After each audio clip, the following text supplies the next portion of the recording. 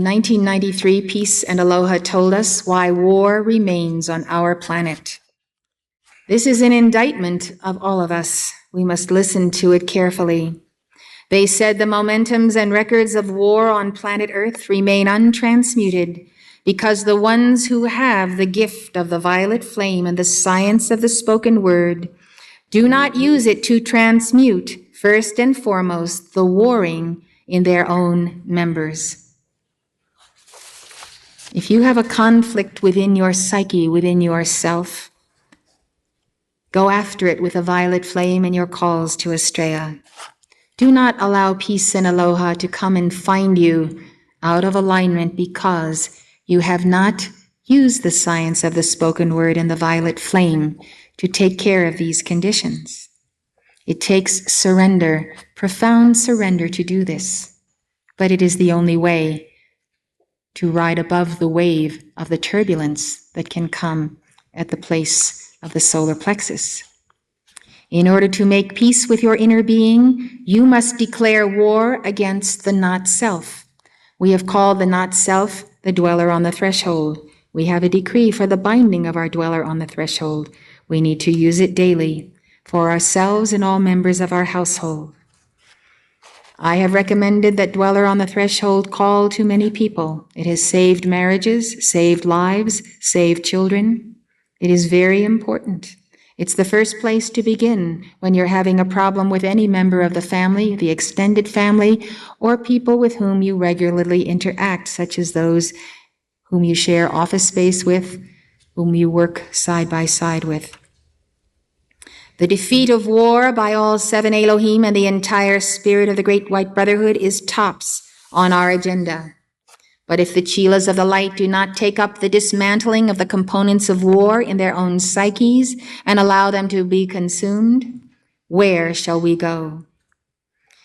In 1978, Peace said, "Every one of you who has lost peace for a moment, an hour, or a day has contributed in ways small and great to war, to crime, to murder, to mayhem, to cataclysm." And if the Elohim is speaking to those who are keepers of the flame, who have decreed for many years, then the entire decree momentum that you are using amplifies the warring in your members, will amplify the warring in the earth if you suddenly become discordant. You pay a heavy price, the Elohim, the archangels, the planet pays a very heavy price when spiritual people misuse the light that they have invoked from God. So understanding the science of the spoken word and practicing it means that we must be guardians of our energies at all times.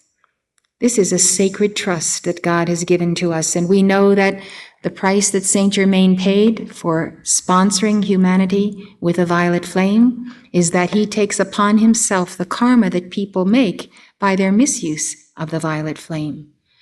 You wouldn't put that burden on your best friend, yet Saint Germain is your best friend because he has given you the gift of freedom and spiritual freedom.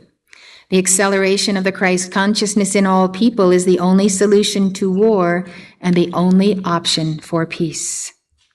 You cannot just cast out what is discordant and leave a vacuum.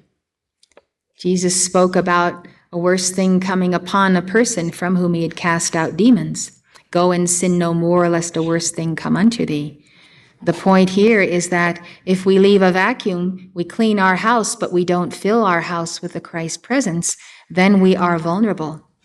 So we have to deal with the negatives, but we need to give far more decrees on the positive side and, yes, not neglect the challenging of the negatives in our world. In 1992, Peace asked us to become warriors of peace. He said, war is the agenda of the fallen angels, war on planet Earth. Disarmament and the seeming disappearance of world communism does not change that fact in any way. The Buddhas and the cosmic Christs are the warriors of peace. Be warriors of peace and understand that pacifism is a perversion of peace. Peace is the guardian action of the sixth ray. Since the sixth ray is the ray of Christhood, then peace is the guardian action of our fulfilling our Christhood on the sixth ray. Peace takes care of life. End of quote from the Elohim. So you might read that and give the following mantra. In the name of my mighty I Am Presence, in the name Jesus Christ, I am a warrior of peace. Whatever the masters tell us to do, we must create mantras and give them. In 1984, Peace and Aloha explained that they can radiate rings of peace to push back the darkness and the threat of war. They said, I must warn you of the forces of anti-peace abroad in the world who will come to challenge my flame in your heart by all manner of subterfuge, serpentine logic, and subtlety. Peace and Aloha instructed us, remember the sign of peace of the Prince of Peace. Raise the right hand and turn them back. Remember the tube of light and the solar ring and the ring of peace. Elohim Peace has warned that our peace is only skin deep when we become offended at little things and become angry when someone steps on our toes. Many years ago, I learned a great lesson on taking offense. It was from the writings of Mary Baker Eddy, and that was the title of the teaching, Taking Offense.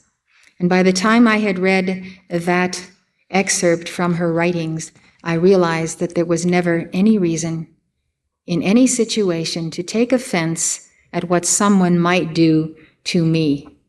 And I have found it, since I was the age of 19, to be a most liberating state of consciousness to never take offense. Only give magnanimity, joy, gratitude, love, and support to those who may be offending one. It is truly a tremendous liberation. You can learn a lot about yourself and all people if you are never offended, no matter what someone does to you. Peace said that although we think that we have attained to peace, 99% of our consciousness is outside of the flame of peace. This tells us something about the flame of peace and something about ourselves. The flame of peace is tremendously powerful. It is so powerful that we may only have 1% of it and yet feel a tremendous power of peace in our lives. We can increase oneness with peace if we do not take offense. If you don't take offense, you don't have to fight back. You can say something very quieting and calming and simply not be engaged. Elohim said, you have created your own zoo, and you have made yourself the zookeeper instead of the keeper of the flame of peace.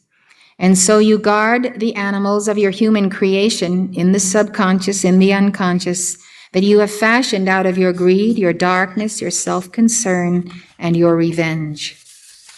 You can see all of the things that we have to pluck, the weeds we have to pluck out of our gardens in order to be worthy of walking in the presence of God as the presence of peace.